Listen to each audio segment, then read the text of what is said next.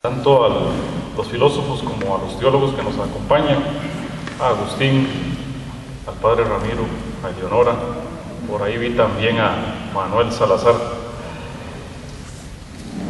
Hoy les hemos pedido hacer un pequeño corte en el desarrollo de sus clases para esta presentación de los 50 años del Concilio Vaticano II.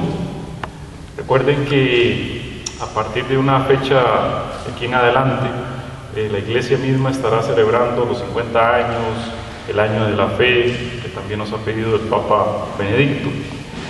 Entonces estamos aprovechando la visita entre nosotros del Padre Eduardo Silva, jesuita, chileno, para que comparta con nosotros esta conferencia. Voy a leer un breve recorrido del padre Eduardo. Nació en Santiago de Chile el 21 de abril del 59. Cursó sus estudios básicos en el Colegio Luis Enrique Izquierdo y la enseñanza media en el Colegio San Ignacio, de la que egresa en 1976.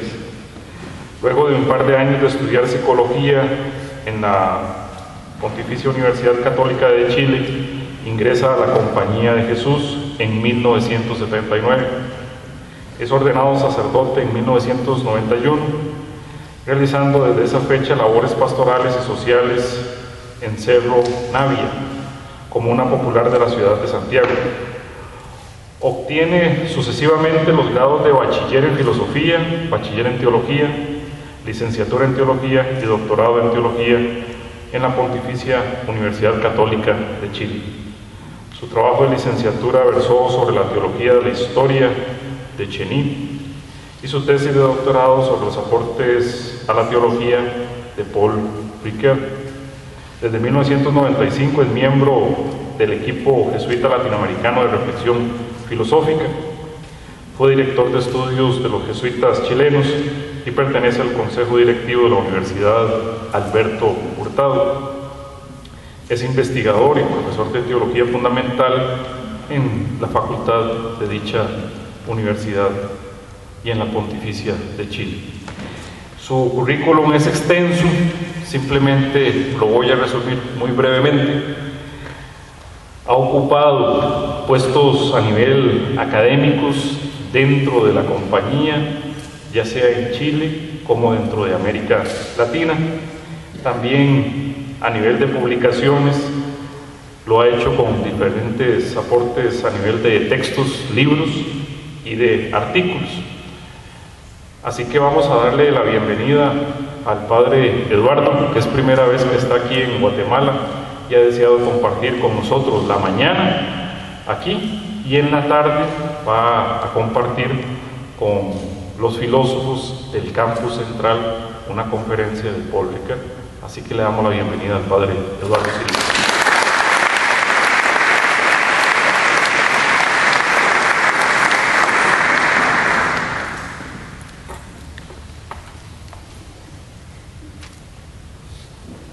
Buenos días. Gracias por la invitación. La idea es que en algo así como una hora pudiéramos sintonizar con lo que el Concilio Vaticano II significa y con lo que hemos recibido de él en estos 50 años. Yo soy contemporáneo al momento en que Juan XXIII lo convoca. La mayoría de ustedes son hijos del postconcilio.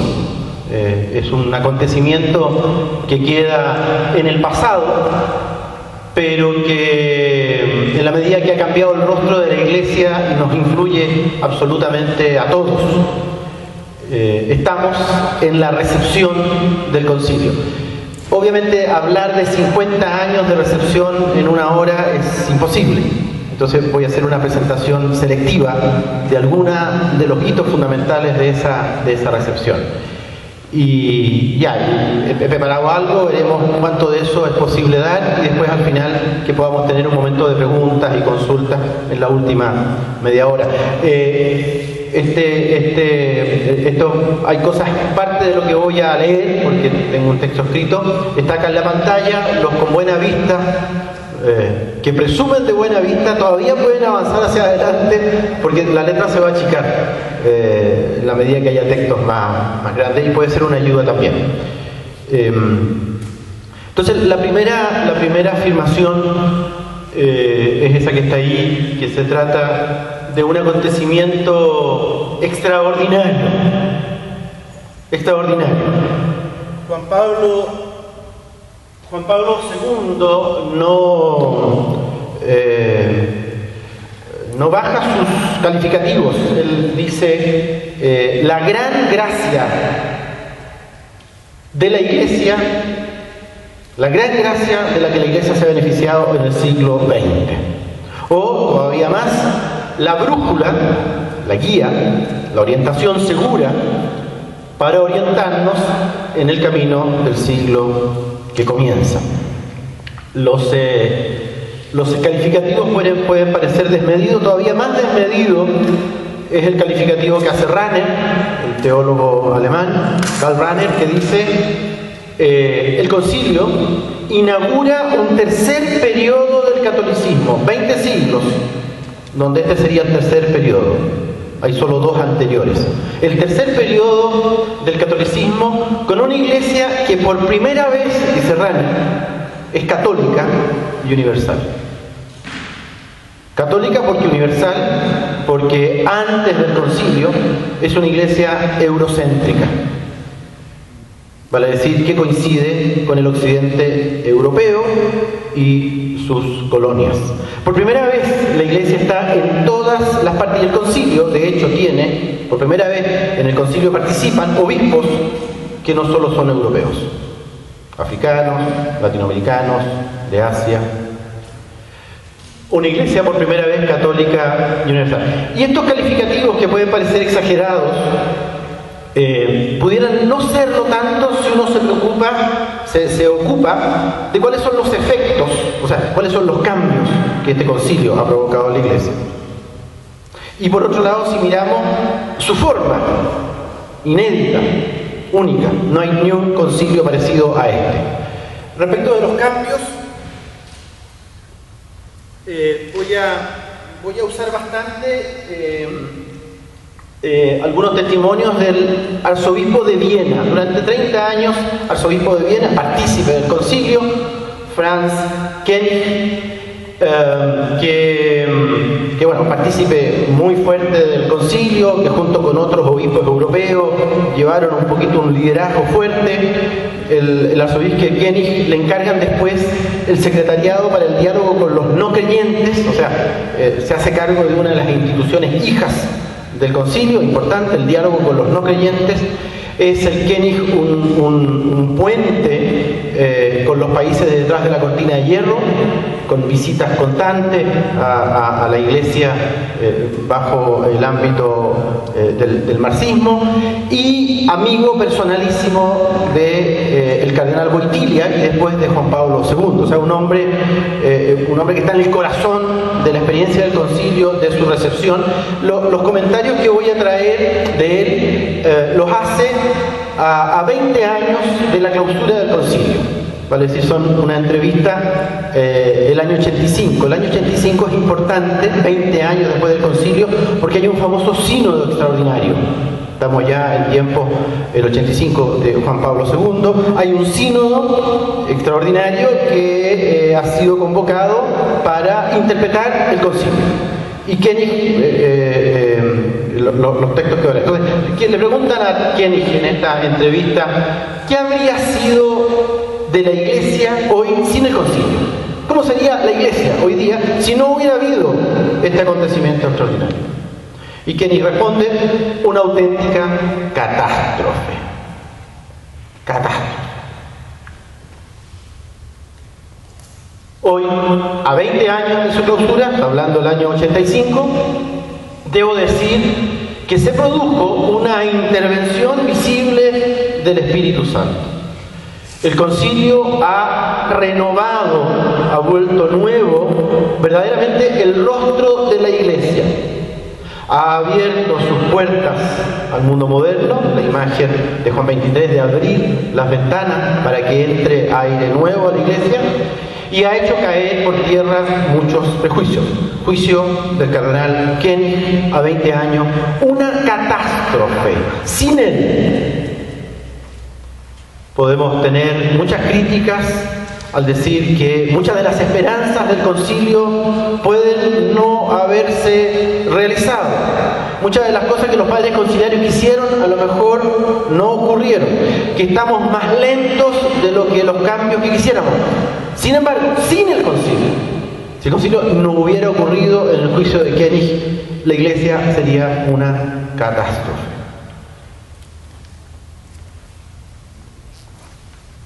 Eso para sintetizar el efecto, un efecto que cambió el rostro de la iglesia. Y también considerar que no solo efecto, sino que su forma ha sido inédita.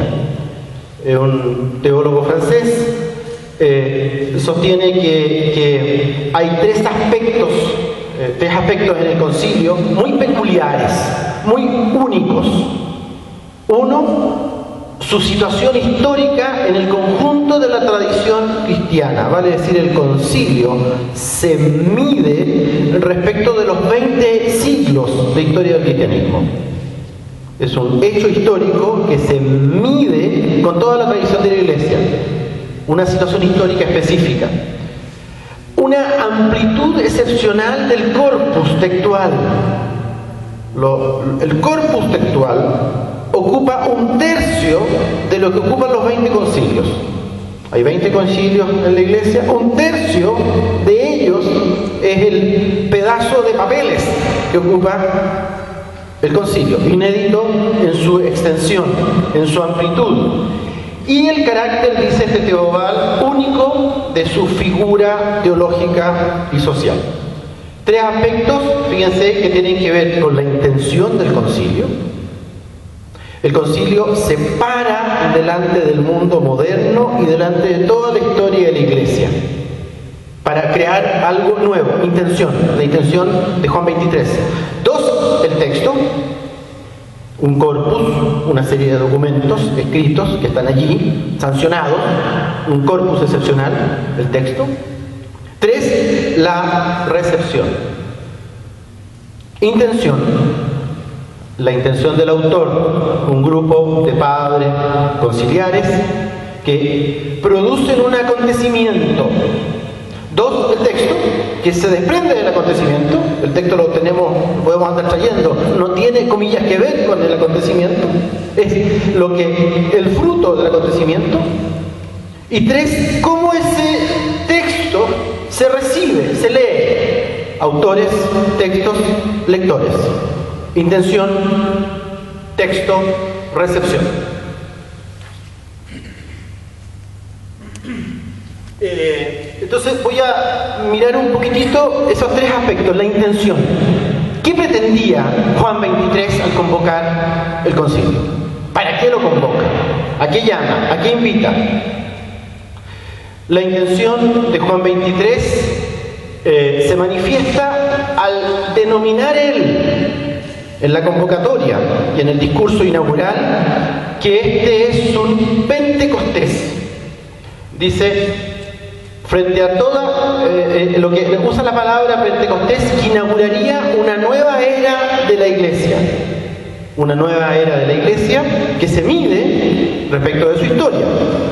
Su historia de cara a Vaticano I, que es el referente inmediato, hace un siglo, de cara a Trento, hace 500 años, con la ruptura de la cristiandad, que responde a la reforma protestante, de cara al cisma de Oriente, cuando por un lado va la iglesia occidental y por otro lado va la iglesia oriental, e incluso de cara a Constantino, a la conversión de Constantino, y la iglesia se vincula, por decirlo así, al imperio, y de cara a las primeras comunidades. En la intención de Juan 23, él quiere medir este acontecimiento de cara a toda la historia de la iglesia. Es interesante que En la convocatoria uno la toma desde el anuncio que hizo, el primer anuncio que hizo en torno al 59, hasta el discurso de apertura, el 62, por eso hoy día, 2012, ¿no es cierto?, son 50 años. 3 palabras usa el Papa para decir cuál es la intención. Él dice, es un concilio pastoral. Normalmente los concilios son convocados de cara a un problema doctrinal, donde hay que zanjar posturas.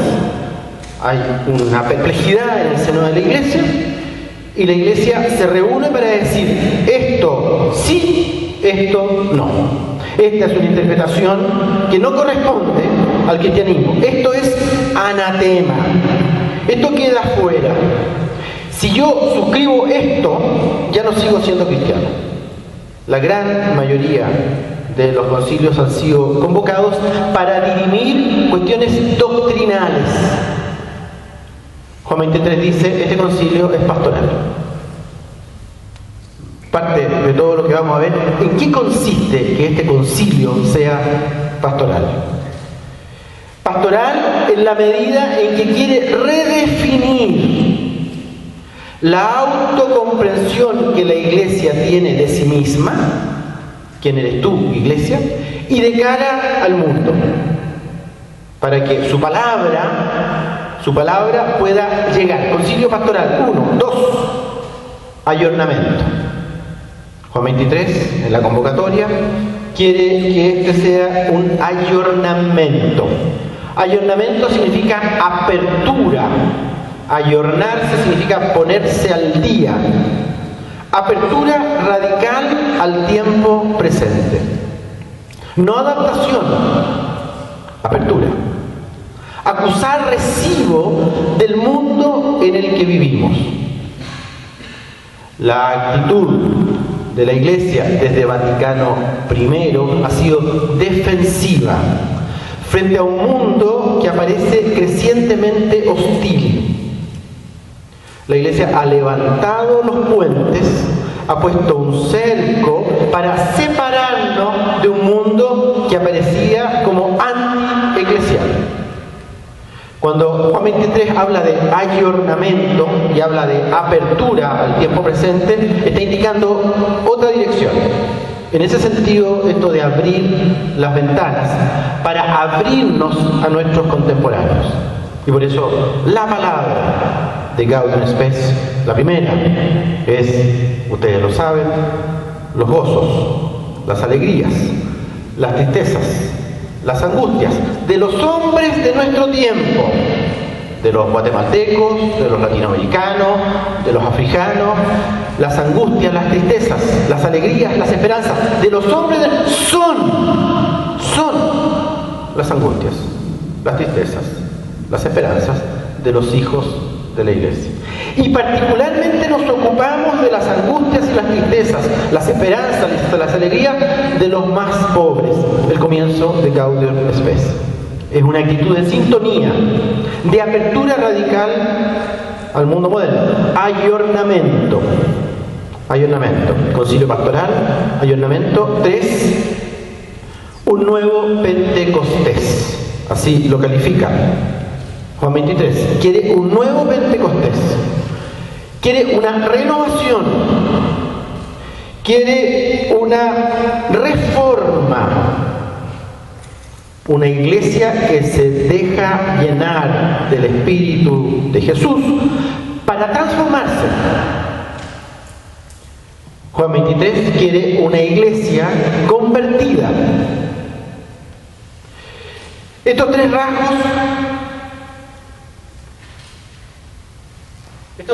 rasgos, como decía, colocan al concilio de cara a toda la historia. Un teólogo alemán, que vamos a aludir bastante, Hinnermann, sostiene que Vaticano II consiste en ciertas despedidas. Vale decir, en decirle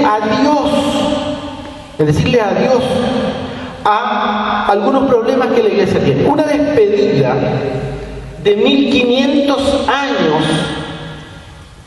de una iglesia de Estado. Constantino convierte al cristianismo en una religión del Estado. Y desde la conversión de Constantino, la iglesia es la iglesia oficial del imperio. Al ser la iglesia oficial del imperio, hay un negocio con el imperio. Nosotros como iglesia te ungimos a ti como emperador, vale decir, decimos que tú eres el rey, el emperador, ungido en nombre de Dios. Nosotros sostenemos que tu autoridad viene de Dios y por eso te ungimos. Y a cambio te pedimos que tú sanciones a los que se apartan de la iglesia. Unción, sanción. Nosotros como iglesia no tenemos la espada, pero necesitamos que la espada corte la cabeza de aquellos que se apartan del rebaño, de los herejes, de los detractores, de los críticos, de los que no aceptan la verdad católica. Es una alianza, es una iglesia de Estado. Hinnerman sostiene, Rahner también lo sostuvo, que justamente esa figura es la que se acaba. Y fíjense, la clave está en el decreto sobre la libertad religiosa. Lo vamos a ver. La afirmación de que quienes no confiesan o profesan la religión cristiana, en vez de ser aquellos que merecen ser eliminados, se les reconoce ese acto de libertad, porque todos los seres humanos son libres de profesar la religión. Yo no puedo imponer a otro mi religión. Y tengo que respetar esa alteridad. La religión deja de ser religión del Estado. El catolicismo deja de ser la única alternativa legítima de vincularse con Dios. Se despiden 1500 años. Fíjense que lo que pasa en el cisma de Occidente, vale decir, lo que pasa con Lutero, cuando la cristiandad, bueno, eso es lo que viene ahora después, perdón, antes de eso, despedida de 1500 años a raíz de que ya no es una iglesia estatal. Segundo, despedida de 1000 años de separación entre la iglesia de Oriente y la iglesia de Occidente. Es emocionante, en la última sesión del concilio, Pablo VI abraza al patriarca de Oriente. Abraza al patriarca de Oriente. Fin a 1000 años de separación polémica, combativa con las iglesias de Oriente. 1000 años, no es poco. Despedida de 500 años de división en la iglesia occidental, la Reforma, Lutero. Los documentos de Ibero, la centralidad de la palabra, cuál es la lucha de la Reforma, la Escritura, la primacía de la Escritura, de Ibero, el sacerdocio común de los fieles, Lumen Gentium, que es la constitución sobre la iglesia. Fíjense que con Lutero, con el cisma, con la ruptura, con la reforma, lo que pasa es que como ya no hay una sola religión en Europa, y particularmente en Alemania, hay entonces principados que son luteranos y principados que son católicos. Porque no es posible tolerar que al interior de una unidad haya pluralismo religioso. De acuerdo cuius religio, de la religión del rey, somos los que estamos acá. Entonces, condados, reyes luteranos, todos luteranos, y ahí a matar católicos, o a expulsarlos, o al revés, reyes alemanes católicos y a expulsar y eliminar protestantes. Las guerras de religión entre católicos y protestantes en Europa son la causa, comillas, de la modernidad. Vale decir, de que haya un tercero que les quita las armas a unos y a otros. Ya no se pueden matar entre sí porque el Estado nace de las guerras de religión. Nace de las guerras. Un tercero, el único que tiene la legitimidad del uso de la violencia. No es legítimo que protestantes maten a católicos, no es legítimo que católicos maten a protestantes, por lo tanto yo les retiro las armas. El que condensa las armas es el Estado. Esa es la novedad de la modernidad.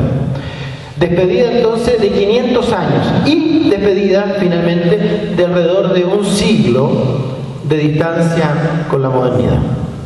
Desde Vaticano I, siglo XIX, todo lo que iba corrido del XX, una iglesia parapetada en defensa de un mundo que le resulta hostil. Usted sabe, Vaticano I termina abruptamente porque las tropas de Garibaldi invaden Roma. O sea, no puede ser más plástico la animadversión, la lucha entre la iglesia y su entorno. Vaticano II quiere darle una despedida también y quiere ser entonces una especie de equilibrio respecto de Vaticano I. Y lo vamos a ver. Y el nuevo comienzo se encuentra en Gaudium Spes. Esto respecto de la intención. La intención del concilio. ¿A quién Juan XXIII convoca a esta asamblea? Quiero esta asamblea para esto, para renovar el rostro de la iglesia, para abrir las ventanas, para ponernos al día respecto del tiempo presente y acabar con esta historia de rupturas, con esta historia de cismas. La iglesia declara que no tiene per se enemigos. Esta es la lista de enemigos. Intención, una intención inédita. El texto. Tenemos un texto, tenemos un librito que se llama Concilio Vaticano II, que también es excepcional, que también es inédito. El texto es amplísimo, miles de documentos que en esta historia hemos desempolvado. ¿Tendrán todos estos textos una unidad? Son, como ustedes saben, 4 sesiones en 4 años distintos: 62, 63, 64, 65, más o menos de septiembre a diciembre, octubre a diciembre, 3 meses y medio cada sesión, con periodos intermedios donde se sigue sacando las conclusiones de la sesión anterior y preparando la siguiente, un concilio que dura 4 años. Una asamblea, la asamblea primera, con 2.381 obispos y muchos más, teólogos, peritos, observadores no católicos. Por primera vez forman parte de la asamblea observadores no católicos en un concilio de obispos.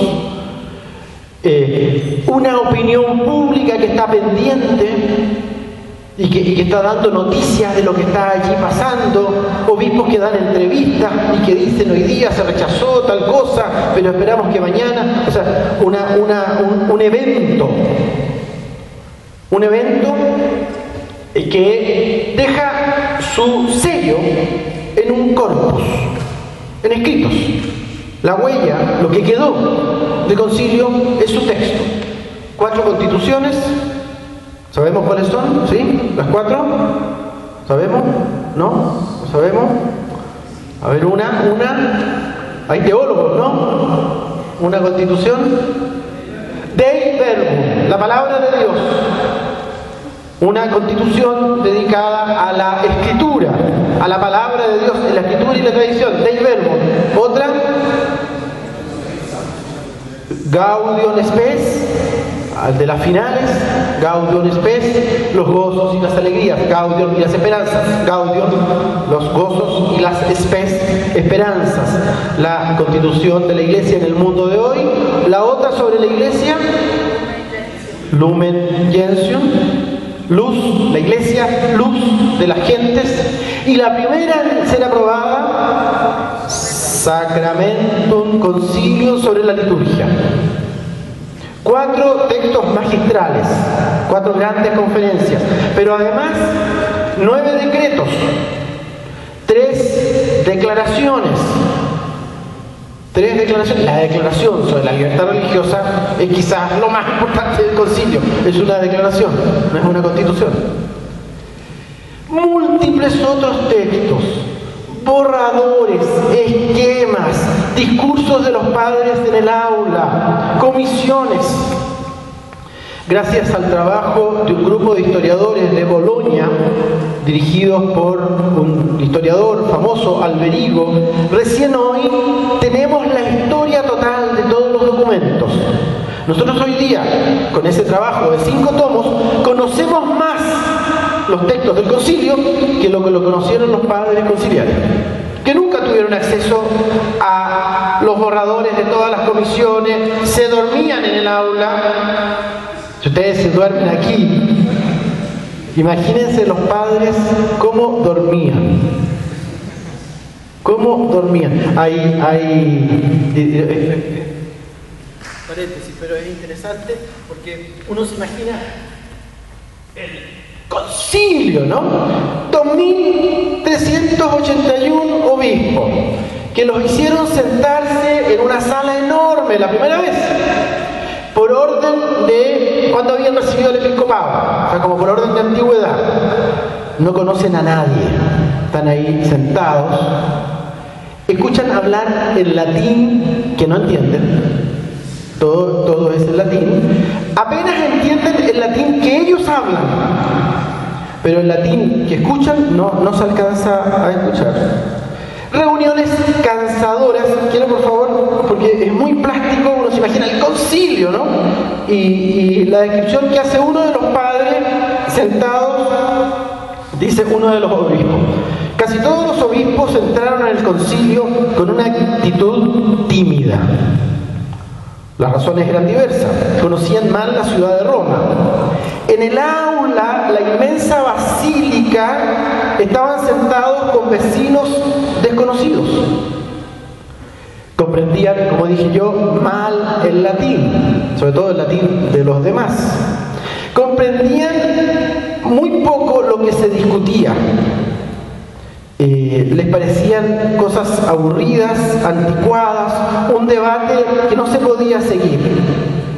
Finalmente, casi ninguno de los obispos, de los 2381 que estaban ahí, conocían de qué se trataba el proyecto del concilio.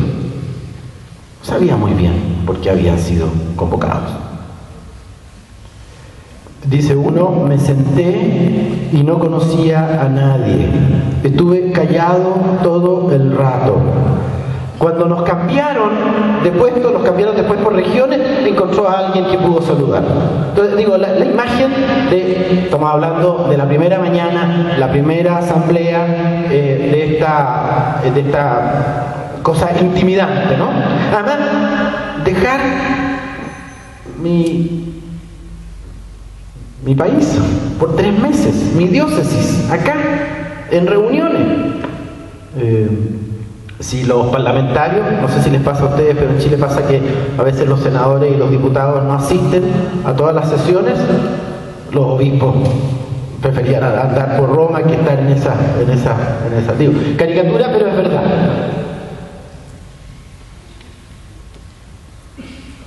Bueno, pero en todo caso tenemos un texto muy vasto, como decía, que de los 21 concilios, el Concilio Vaticano II es el 21, 2/3 están los 20, y en 1/3 ocupan todos los documentos del concilio, o sea, vastísimo, amplísimo. Por último, La recepción, estos 50 años, la historia de esta recepción. El nuevo Pentecostés no solo se mide de cara a la tradición, esta despedida, ¿no? Despedida de 1500, de 1000, de 500, de 100 años, sino de cara al futuro. Lo que con el concilio tenemos que hacer, ¿cómo lo aplicamos? ¿Cómo lo vivimos? ¿Cómo lo hacemos carne de nuestra iglesia? La recepción, recibir. ¿Cómo me apropio? ¿Cómo transformo el rostro de la iglesia de acuerdo a este mandato? La recepción, lo que hacen los lectores. ¿Sí? Los lectores somos nosotros, los intérpretes. Nosotros somos intérpretes del concilio. Cada obispo en su diócesis es intérprete del concilio. Lo recibe, se lo apropia, lo vive a su modo. Esa es la recepción. Lo que hacen los lectores. Está la intención del autor, Juan 23, con los padres del concilio. Está el texto. Está la recepción. Lo que hacemos los intérpretes. ¿Cómo lo tocamos? ¿Cómo lo bailamos? ¿Cómo lo ejecutamos? Si el texto es una especie de partitura, ¿cómo suena? Y el concilio suena de muy diversas maneras en las distintas iglesias. La recepción, una recepción variada. La recepción como un proceso imprevisible, no programable. El nuevo Pentecostés.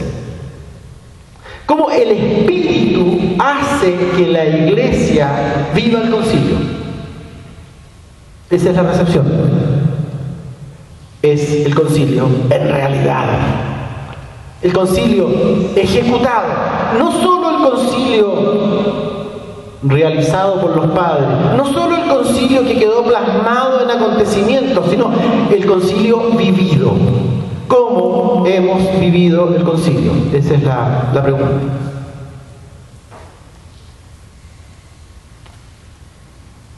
Entonces, tenemos que hay personas que dicen, lo más importante es el acontecimiento. Lo más importante es lo que Juan 23 soñó. Lo más importante es esa intención pastoral, ayornamiento. Lo más importante es su espíritu. Otros dicen lo más importante es el texto, son las constituciones. No me interesan los debates en el aula, me interesa lo que quedó. Y lo que quedó para ser aprobado ha tenido que ser negociado. Ha tenido que ser, hay un grupo de mayoría y hay un grupo de minoría. Y para que esto fuera aprobado hay que poner esta frase que matiza esta afirmación anterior. Lo más importante es lo que fue sancionado, el texto. Y otros dicen, lo más importante es la recepción. Lo que la iglesia latinoamericana vivió a partir de Medellín. Lo importante no es Vaticano II, sino cómo Vaticano II es apropiado por la iglesia latinoamericana. Y eso tiene una historia, tiene una fecha, Medellín, el año 68. Y las sucesivas recepciones. Y que Puebla, y que Santo Domingo, y que Aparecida. Ese es el concilio, dicen estos terceros. ¿Sí? ¿Se ve? El acontecimiento, la intención, el espíritu. La letra, el corpus, los textos, eso es lo que está sancionado. 3. La historia de la recepción. Los cambios producidos en la iglesia y que se siguen produciendo y que son distintos en América Latina o en África, en Europa o en Estados Unidos. Entonces, eso es lo que... Entonces, frente a la pregunta, ¿cómo ha ido siendo recibido el concilio durante estos 50 años? ¿Resultó o no resultó esto? Algo así como, por sus frutos los conoceréis. Frente a esa pregunta, pregunta. ¿Cuáles son los frutos? Vale la pena, desde la partida, recordar la posición del cardenal, en ese momento, cardenal prefecto de la Sagrada Congregación de la Fe, Joseph Ratzinger, el año 85, a 20 años. No es casual que haya querido traer el testimonio de Koenig, del arzobispo de Viena, que tiene sus opiniones, justamente el año 85. El año que se cumplen 20 años del concilio, que ya podemos hacer una evaluación. Evaluación que se hace con el sínodo extraordinario. Pues el año 85, el entonces cardenal Ratzinger es crítico de los frutos. De una primera interpretación, dice él, y apuesta por una verdadera interpretación que recién está comenzando.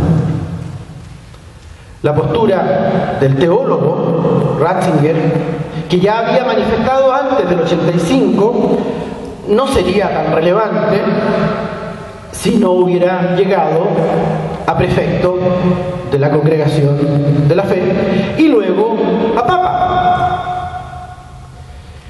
En el 2005, o sea, 20 años después del 85, ¿no? Cuando se cumplen 40 años del concilio, ahora como Papa explicita su postura.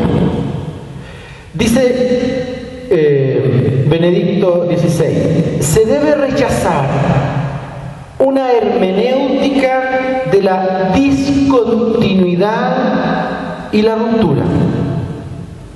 Una interpretación, eso es hermenéutica, que ponga el énfasis en la discontinuidad, en la ruptura.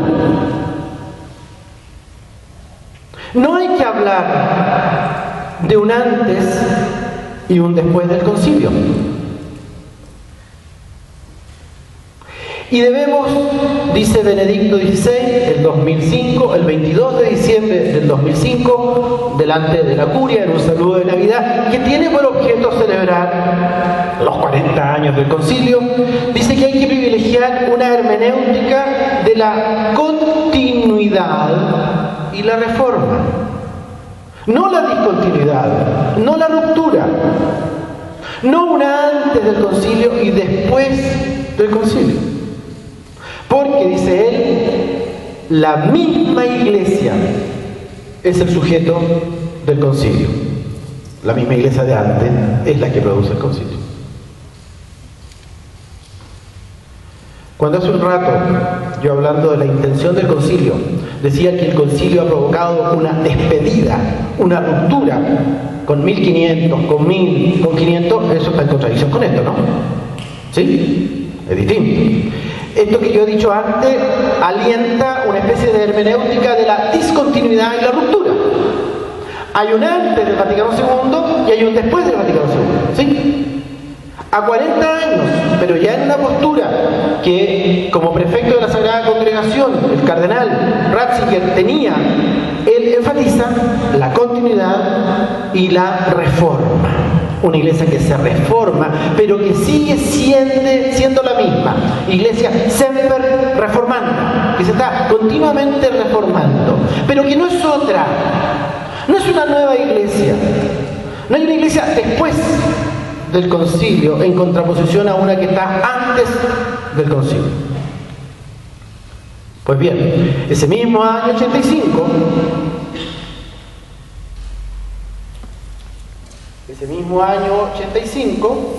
Koenig, el arzobispo de Viena, el que estamos recurriendo, ¿no?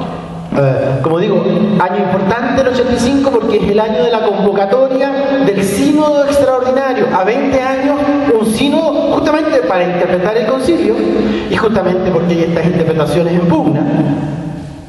Koenig dice, cito, el prefecto Ratzinger concede excesiva importancia a sectores que tratan de avanzar.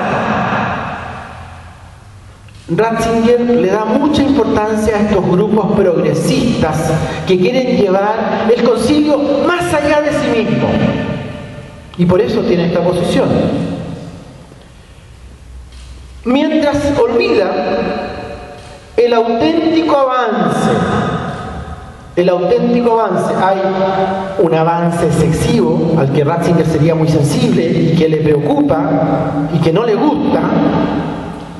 Y atendiendo a esos grupos más progresistas que quieren avanzar, se olvida, dice Koenig, el arzobispo de Viena, se olvida el auténtico avance que con anterioridad supo el Vaticano II en la Iglesia, mediante su reconocimiento del carácter positivo de la historia, las ciencias y las artes, en una síntesis de las categorías humanas, ciencias, arte, historia, modernidad, mundo, que escasamente un siglo antes había rechazado el sílabus y apenas 48 años antes había vuelto a ser condenado por la encíclica Pacenti. La encíclica Pacenti condena la modernidad. La encíclica dice: quien vaya detrás de las propuestas de la modernidad sea anatema. No se puede ser al mismo tiempo cristiano y moderno.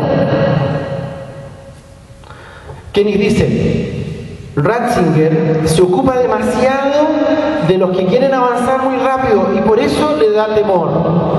Y no se da cuenta del avance significativo y real que significa 48 años antes estar condenando la modernidad y 48 años después sacando una constitución que dice la Iglesia en el mundo moderno.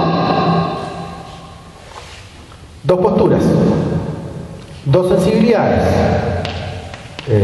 En este caso Koenig era arzobispo, Ratzinger participó en el concilio de Perito, pero digamos, ¿qué quiero decir? Que quedan claras tres posturas. Tres posturas.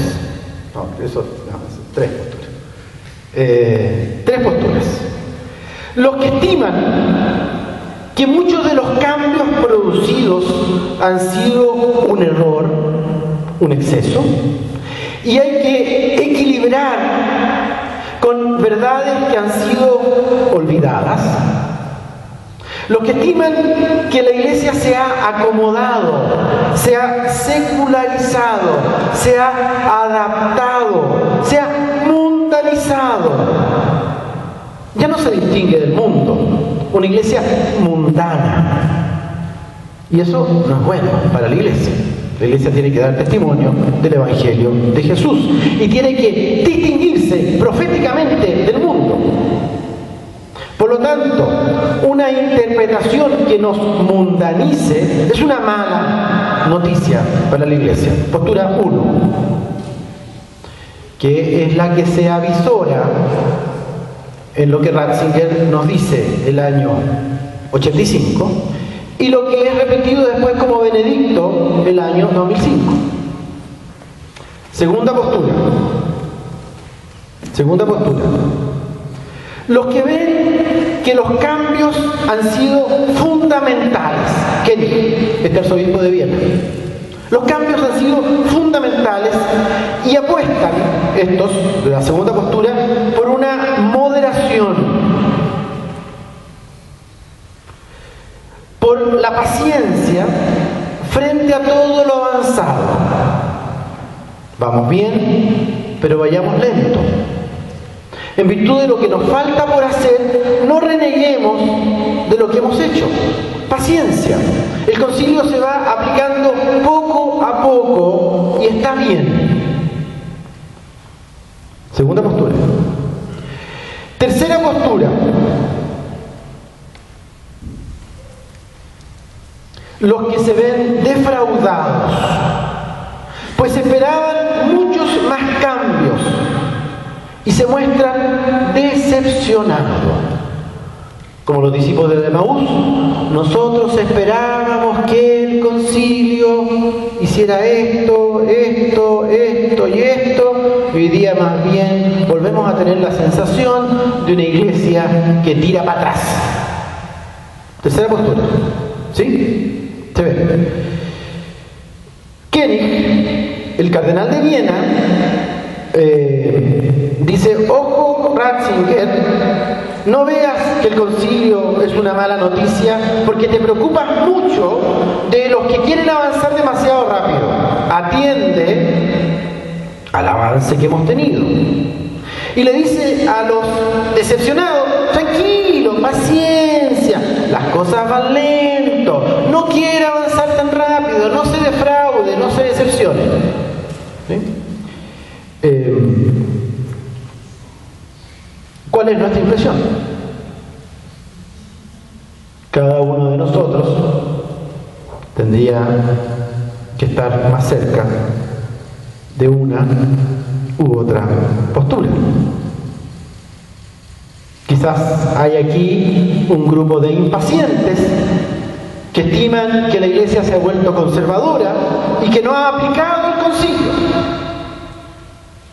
Quizás hay aquí un grupo de personas contentas, como Kenny, que dice, la verdad es que el concilio le cambió el rostro a la Iglesia. Y hoy día todos los fieles tienen acceso a la Biblia y la pueden leer, antes estaba prohibida. Y la liturgia la celebramos en nuestro idioma y no en latín. Y siga y siga y siga y siga y siga. La verdad es que la cantidad de cambios que hay nos deja más contentos que decepcionados. O quizás aquí hay algunos que dicen, mira, no. O sea, finalmente la Iglesia ya no se distingue del mundo. Se ha mundanizado. Cada vez hay más secularización. Las sectas crecen por todos lados. El catolicismo no tiene presencia.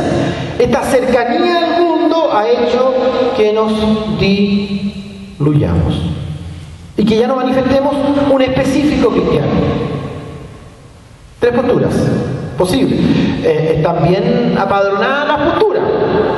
Esta última es una postura bastante explícita del Papa, que frente a la adversidad europea y la irrelevancia de la Iglesia católica en un mundo secularizado, donde ha perdido la hegemonía y la conducción, dice el concilio, a ver, interpretémoslo mejor, pero porque como lo estamos interpretando, los frutos son malos.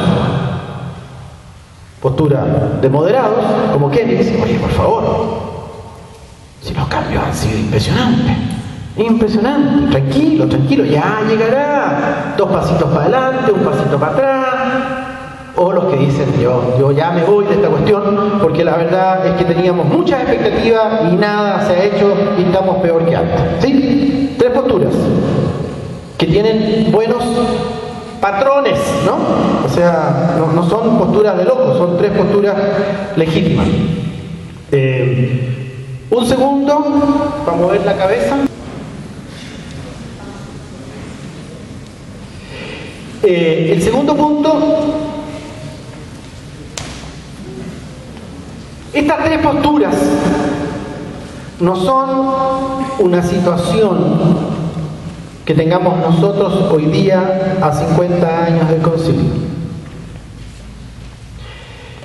Es un conflicto que ha marcado los 50 años enteros. Es un conflicto que marcó la asamblea misma. Y es un conflicto que tiene que ver con la historia anterior al Vaticano. Entonces, lo que quiero decir, y aquí no voy a ir leyendo, sino vamos a ir rápido, el conflicto de interpretaciones en torno al concilio. Igual como Jesús es un signo de contradicción y uno toma postura a favor, en contra, el concilio es un signo de contradicción frente al cual hay conflicto, posturas distintas, interpretaciones distintas. Y quiero simplemente señalar así como chispazos de ese conflicto. Hay conflicto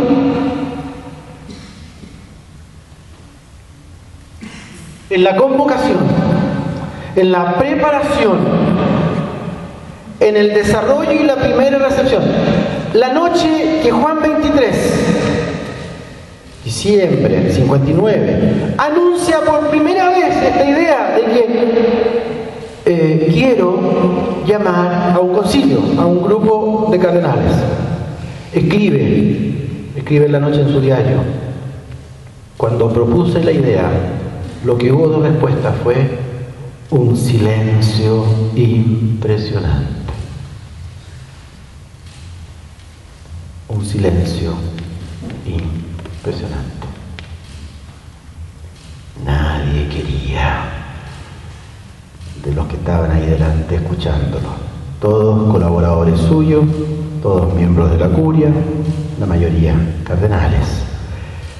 Tengo la convicción que es el tiempo de convocar un concilio.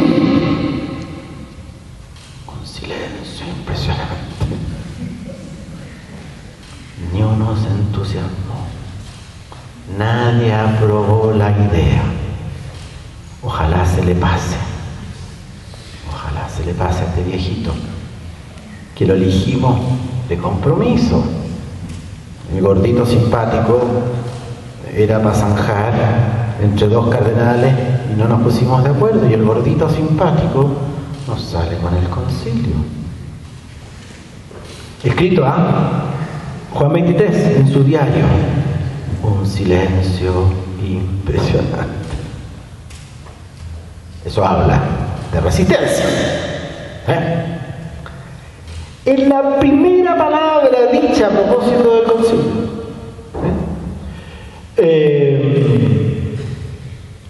Esto tiene que ver con que un concilio no es necesario. Si ya tenemos Vaticano I decretó la infalibilidad papal. Por lo tanto, ¿para qué necesitamos de una asamblea cuando basta que el Santo Padre diga lo que hay que hacer? Y eso está garantizado por infalibilidad. Sobra un concilio. El mecanismo como la Iglesia se conduce es a través del primado papal. No necesitamos asambleas. ¿Y para qué? Si la cosa está bien.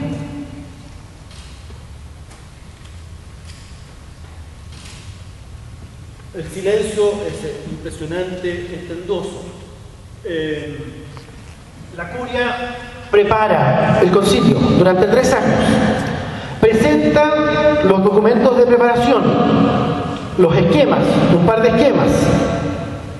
Y estos obispos tímidos que estaban sentados sin saber dónde, dicen no, ese esquema no.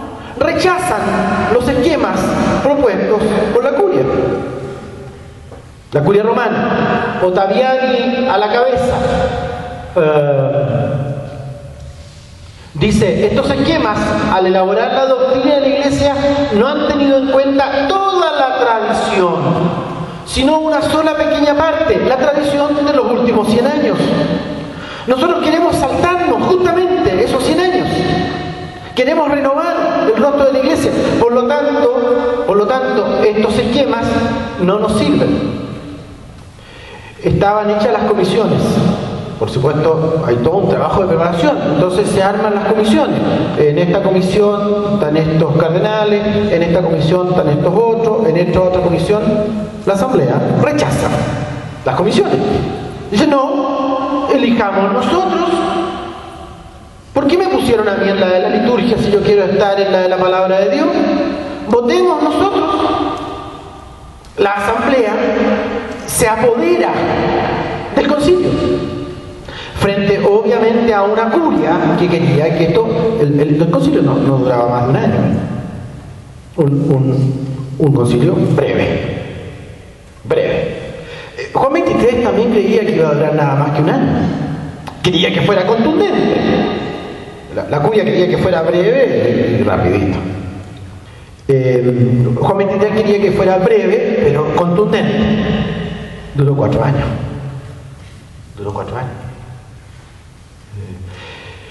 Hay, entonces, conflicto entre la curia que propone algo y los padres que rechazan. Hay la existencia de una mayoría y de una minoría.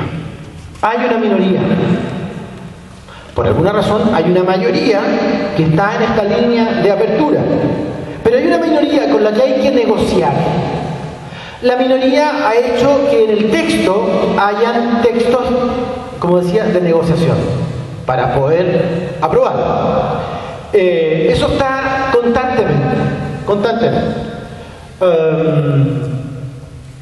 Entonces quiero decir que el conflicto no es un hecho de ahora, es un hecho que atravesó absolutamente la convocación y la ejecución del concilio. Posturas distintas, legítimas posturas distintas.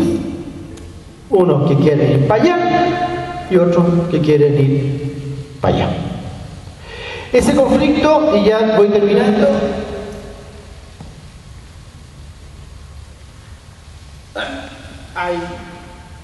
inmediatamente producido el conflicto, un grupo de teólogos progresistas crean la revista Concilium. Alguna vez, a lo mejor más de alguno, esto de aquí está en la revista Concilium, una revista de divulgación. Pues bien, se crea otra revista, Communion. Concilium hace alusión al concilio. ¿Cómo aplicamos el concilio? Pero esa aplicación del concilio es pura dispersión. Tenemos que tener una revista que haga énfasis en la comunión. Comunión, el año 72. Es un signo de la polarización que marcará todo el clima de la iglesia postconciliar. La revista Concilium, con teólogos progresistas, se funda el año 64, al calor del propio concilio, una otra revista y con un carácter bastante polémico, ¿no?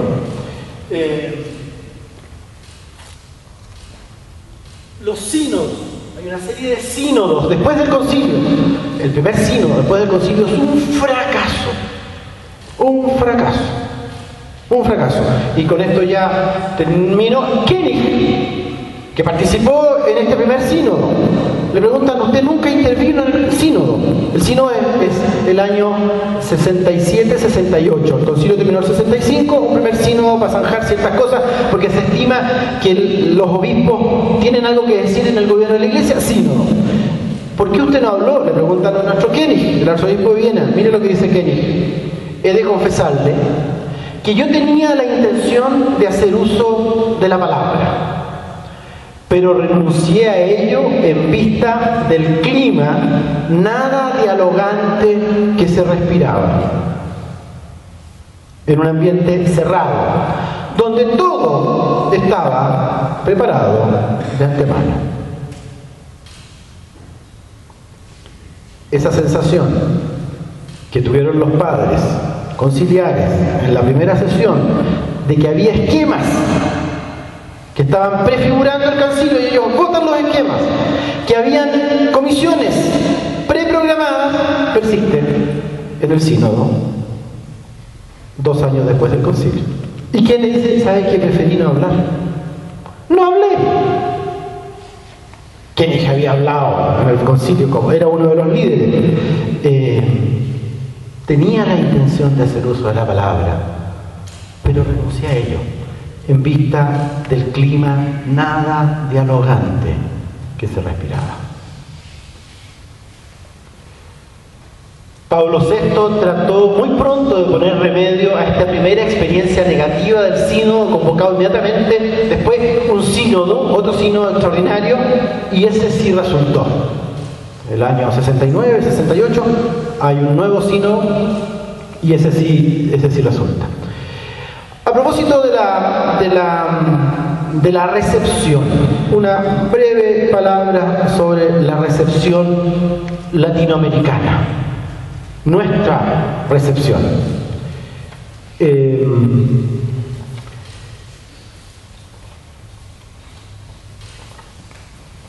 América Latina es el único caso de una recepción continental del Vaticano II. Una recepción continental, a nivel de continente. Las conferencias episcopales son una existencia. Fíjense que la conferencia episcopal brasileña, casi el pleno de la conferencia episcopal estaban en Roma. El año 65 hay mucho tiempo libre, porque están redactando los últimos bocetos de Gaudium Spes, de Dignitatis Humani, entonces los obispos tienen mucho tiempo libre. ¿Qué hicieron los brasileños? Hagamos la asamblea para aplicar el concilio. Y en Roma elaboran el texto que por 5 años guiará la aplicación. Los obispos brasileños vuelven a Brasil con el plan de aplicación pastoral en la mano. Lo ejecutan por 5 años y después lo prolongan por otros 5 años. La Iglesia alemana tiene la primera reunión para implementar el concilio el año 70. Se demoraron 5 años. La Iglesia francesa no hizo nunca una conferencia para aplicar el concilio. La Iglesia holandesa fue un desastre, que la Iglesia holandesa era la iglesia más progresista y prácticamente quedó. Digo, la recepción es muy diversa, es muy distinta. América Latina, el 68 con Medellín, es la única experiencia conciliar, regional, de interpretación del concilio. Sabemos que la única no recepción explícita, combativa, es el lefebrismo. Marcel Lefebvre es el único grupo que tiene una opción. Pueden haber posturas, pero el único grupo que rechaza el concilio es Lefebvre. Y termina siendo, como sabemos, excomulgado por Juan Pablo II cuando ordena 4 obispos y rompe con la comunión, ¿no? El año 82 creo que es, me acuerdo. La excomunión ha sido ahora levantada por Benedicto hace un par de años, un tema también de mucho debate, eso. Bueno, quiero decir que la historia de la recepción del concilio de estos 50 años ha sido muy distinta dependiendo de las iglesias locales. Ha sido conflictiva porque tenemos interpretaciones distintas y eso es parte de la recepción eclesial. Este pluralismo hace parte de la propia experiencia de la Iglesia Católica, justamente a raíz del concilio. Justamente, y con esto termino, Karl Rahner sostiene que en la historia de la Iglesia ha habido 3 momentos. Un primer momento, que es la Iglesia apostólica, la Iglesia de las comunidades, la Iglesia que se abre paso en el imperio y es víctima de muchas persecuciones, una Iglesia que termina con muchos mártires en la guatita de los leones, por decirlo así. Un primer tiempo eclesial. Segundo largo tiempo para Rahner, desde la conversión de Constantino hasta el Vaticano II. Es mucho tiempo, donde a él le parece que esta vinculación con el poder y esta vinculación con Europa, esta vinculación con Occidente, y de que la relación con el afuera sea solo misiológico, ¿vale? Solo de misioneros, es una iglesia monocéntrica, de un solo centro. A partir de Vaticano II, afirma Rahner, hay un tercer momento, que es una iglesia policéntrica, de múltiples. Hay la iglesia latinoamericana, tiene un perfil, tiene un rostro, tiene una manera. Hay la iglesia asiática, que es distinta a la iglesia latinoamericana. Una iglesia de minoría, acá una iglesia hasta hace poco de mayoría. Hay la iglesia africana, que es distinta de la iglesia norteamericana. Por primera vez, dice Rahner, la iglesia es local. Vale decir, en cada lugar hay una peculiaridad de la iglesia. La iglesia es pluriforme. Y en ese reconocimiento de la pluralidad, en ese reconocimiento de la encarnación, estaría la riqueza del concilio. Y él dice, eso significa que por primera vez La Iglesia es universal. Es verdaderamente católica. Está auténticamente, no con clero europeo que viene a evangelizarnos, sino con clero y con iglesias locales. Eso significa una primacía de la iglesia diocesana, del obispo local, que se une en conferencia. No solo hay la iglesia universal. Lo católico no solo tiene que ver con esa unidad, la representación de la unidad de la diferencia. Fíjense, representar. Hay diferencia.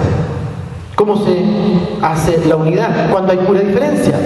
Hay que representar la unidad. Ese encargo es el encargo del Santo Padre. ¿Cómo se representa la unidad de lo diverso? Sin uniformidad, manteniendo las diferencias.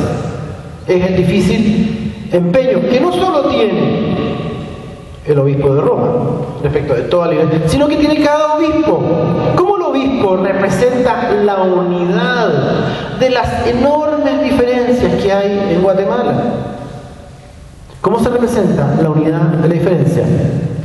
Unidad, diversidad. Reconocimiento de la alteridad de los otros.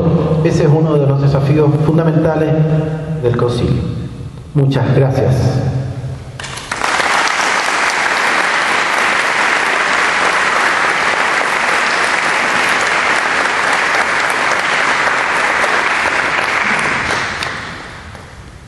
Quizás tenemos tiempo para preguntas, se pueden con toda libertad esbozar, decir, supongo, no sé el modo que nos oigamos, si hay dudas, tenemos unos 15 minutitos, 20 minutitos de preguntas.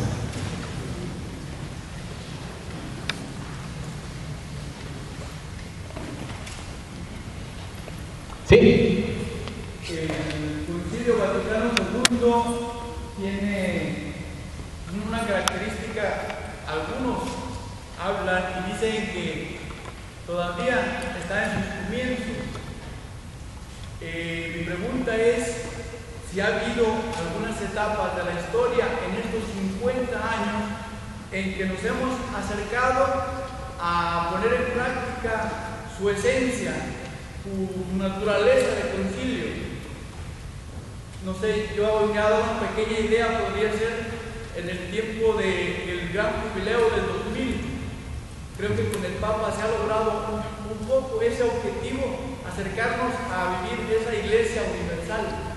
No sé si puede agregar algo a esta. Señala, muy interesante que señales el 2000, porque los historiadores de estos 50 años distinguen 3 etapas. Una de las cosas que está un poquito más allá. 3 etapas, 3 fases. Una primera fase, primera, entusiasta, que uno la podría hacer coincidir con Pablo VI. Hay una primera etapa que tiene que ver con el pontificado de Pablo VI. Una segunda etapa que tiene que ver con el pontificado de Juan Pablo II, pero hasta el 2000. Hay mucha gente que indica que a partir del jubileo, Juan Pablo II, el 79, ¿no? 79, hasta el 2000, una segunda etapa. Y del 2000 para acá hubiera una tercera etapa. Sería largo decir cuáles son los elementos de esa tercera, pero lo resumiría que si bien en la primera etapa hubo mucho entusiasmo por experimentar, por aplicar, en la segunda etapa hay un cierto freno, a ver, piano, va lontano, no exageremos, interpretemos un poquito la postura que escuchábamos de Ratzinger siendo prefecto, ¿no? Ojo. Esta sensación de que un verdadero concilio puede aflorar, hay muchos autores que ven que es a partir del 2000. Y el 2000 bueno, está la historia del concilio, que es después del 2000, esta historia de 5 tomos que nos permite tener acceso. Hay una cantidad de estudios enormes. En fin, habría muchas razones para darte la razón que a partir del 2000, por lo menos eso dice, hay un tercer momento de implementación del concilio. Ahora, la pregunta tuya es la pregunta que todos tendríamos que hacernos. Bueno, ¿cuál es la esencia del concilio? ¿Qué es lo que la lleva al concilio? ¿Qué es lo más importante del concilio? Y se las lanzo a ustedes. Ahora, ¿qué creo yo que es el asunto? Y a lo mejor aquí salen 5 o 6 asuntos que a todos nos parecen que pudieran ser. Y ahí uno ve respecto a ese asunto cuánto se ha hecho, cuánto no se ha hecho. ¿Quién se anima a decir, mira, yo creo que el concilio ha sido fundamental por esto? De a uno, sin hacer cola, hay números para todos. El concilio.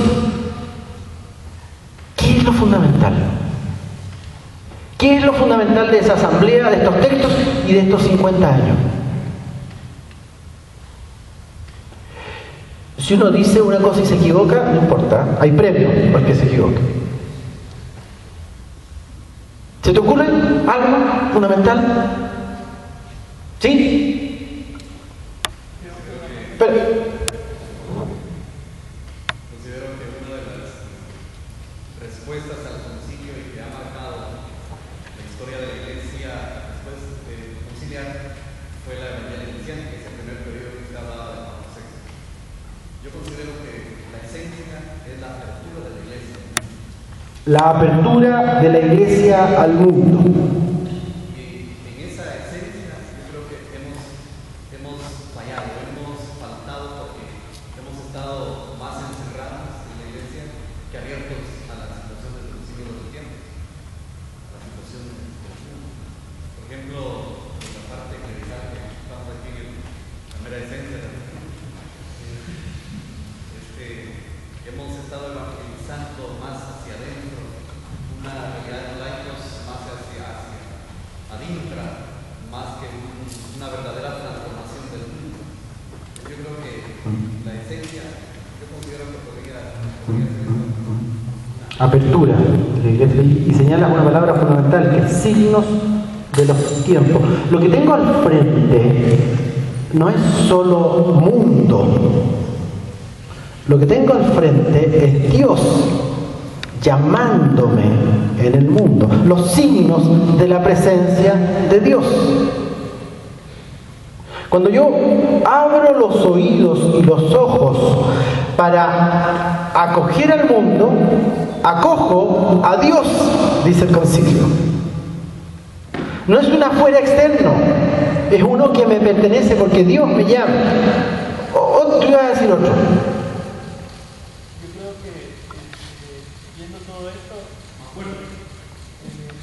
Yo creo que viendo todo esto voy a ser de traductor.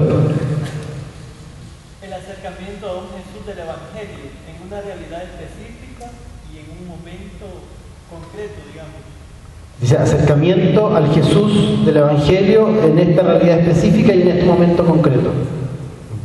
La cercanía con Jesús sería uno de los rasgos del concilio.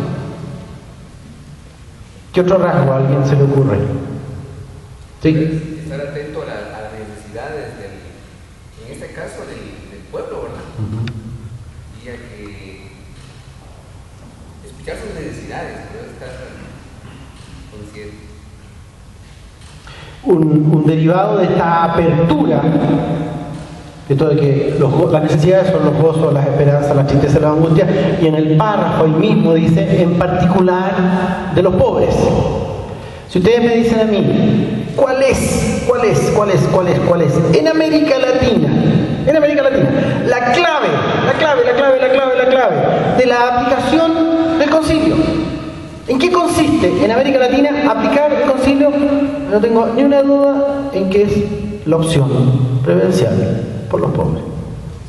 Ese es el gran regalo que la Iglesia latinoamericana le hace a la Iglesia universal a propósito de Medellín, a propósito de intentar cercanía a los pobres.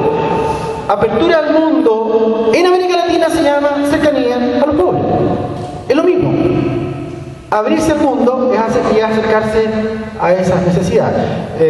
Benedicto en Aparecida lo dice brillantemente, justamente, dice la opción preferencial por los pobres. Es una opción cristológica. Es la opción que Dios en Cristo hace por los pequeños. Está en el corazón, ¿no? No es una adaptación al mundo, no es una moda. Tiene que ver con el seguimiento de Jesucristo pobre que se acerca a los pobres. Acercarse al mundo en América Latina es acercarse a los pobres. Opción preferencial por los pobres. Es nuestra manera de interpretar el concilio. ¿Tú ibas a decir algo? ¿Sí? Yo considero que el concilio lo que marca es un cambio de actitud. La actitud de que la gente que va a la iglesia antes del concilio y después del concilio que la iglesia va hacia la gente. Es un cambio de actitud. Dice por los de atrás que el concilio es un cambio de actitud y que la primera actitud es la gente que va a la iglesia se reúne en un murallón donde está protegida. Esto otro sería la iglesia que va hacia la gente y que encuentra es interesante eso. Sí.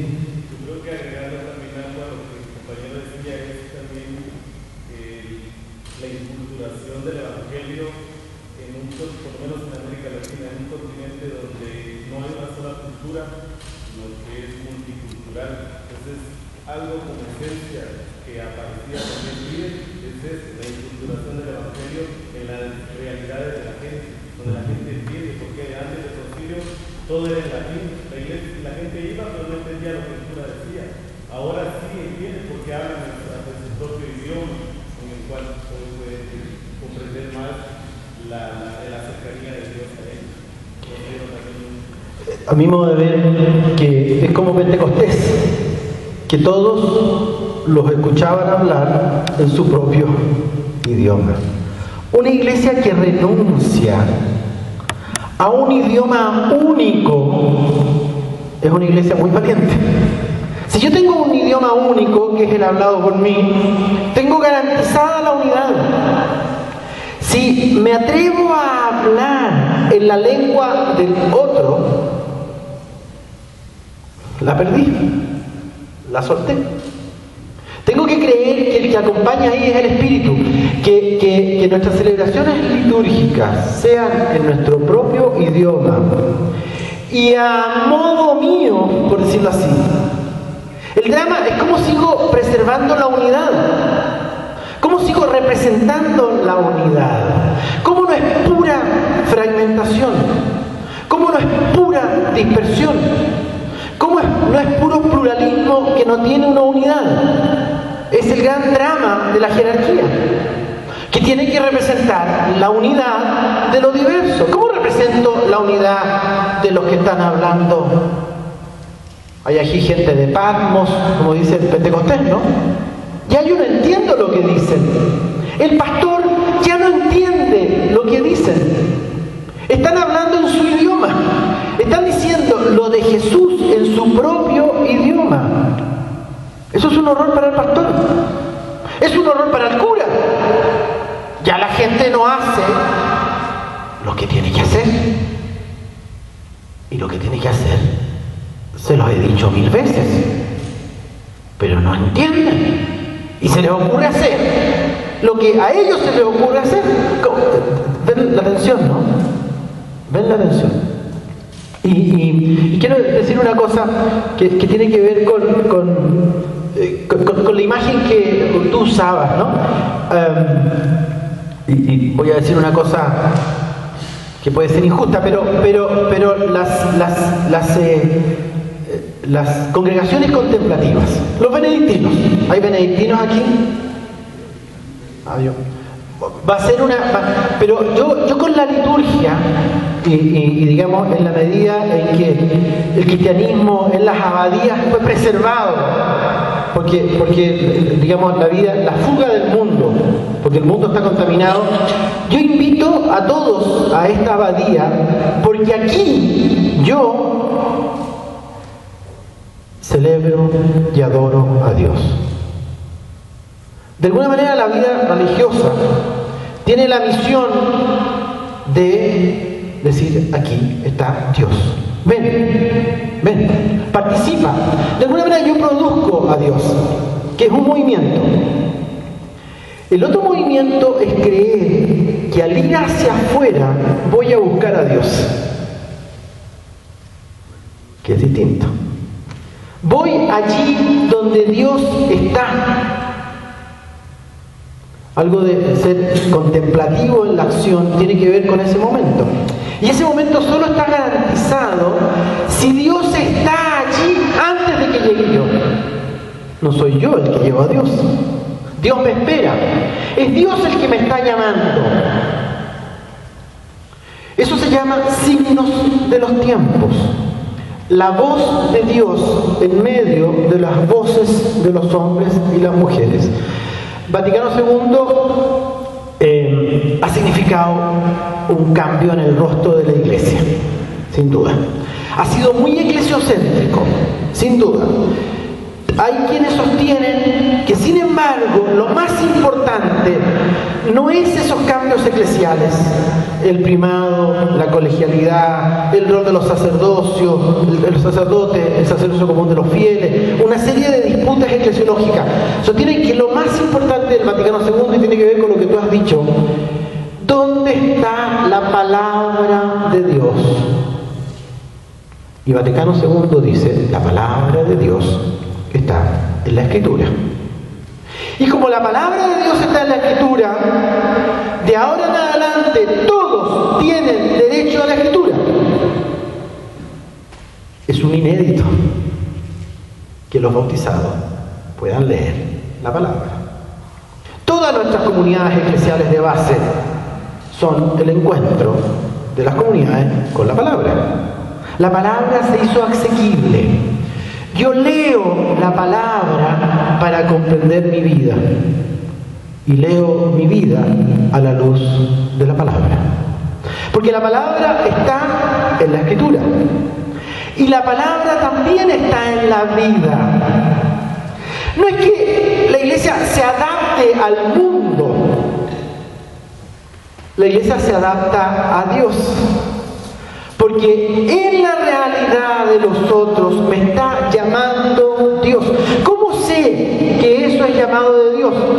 Con la palabra, con la Escritura. Con la Escritura interpreto la realidad y descubro dónde Dios está llamando. Las claves están en el Evangelio. Y mirando el Evangelio, soy capaz de comprender en qué cosas de mi vida Dios me está llamando. La palabra está en la Escritura. La palabra está en los signos de los tiempos. Me parece a mí que junto con los cambios eclesiológicos, ¿sí? de peleas eclesiales, ¿no? Está esa certeza de que la palabra, y fíjense que al decir palabra, efectivamente estamos poniendo fin a 500 años de lucha con la Reforma. Si usted diría que es una de las claves de la Reforma protestante es que la Iglesia está debajo de la palabra, ¿sí? Debajo de la palabra. La palabra manda. Dios manda, ¿no? No es que la Iglesia manipule y administre la palabra, al revés, estamos bajo la palabra, ¿no? Bajo la palabra que está en el Evangelio y que lo puedo leer. Y bajo la palabra que está en la historia, en mi vida personal, en los acontecimientos de mi familia, en lo que me pasa en mi parroquia, en esta diócesis, en este pueblo, en América Latina. La palabra está en la historia. No es una fuera. No es algo donde Dios ya estaba primero. Esa certeza de que Dios está en la palabra y en la vida es una de las conquistas del Vaticano II. Estamos ya casi en la hora. Tú querías decir una última palabra. Tiene que ser fuerte. A mí me parece, así como el concilio tiene se enfrenta a un mundo muy particular, donde hay tantas cosas que tendría que ver. Yo podría hacer un ejemplo de lo que nos da una brújula, un mapa y una actitud. Porque el mundo actual en el que vivimos es cambiante, tiene tantas realidades que a donde quiera que yo pudiera estar, por muy pequeño que sea, siempre cambia rápidamente. Por eso me da un mapa y una brújula. Entonces yo me voy a adentrar. Y una actitud que es la humildad, porque esa humildad te da, como decía ya antes el padre doctor, apertura, para no creer que yo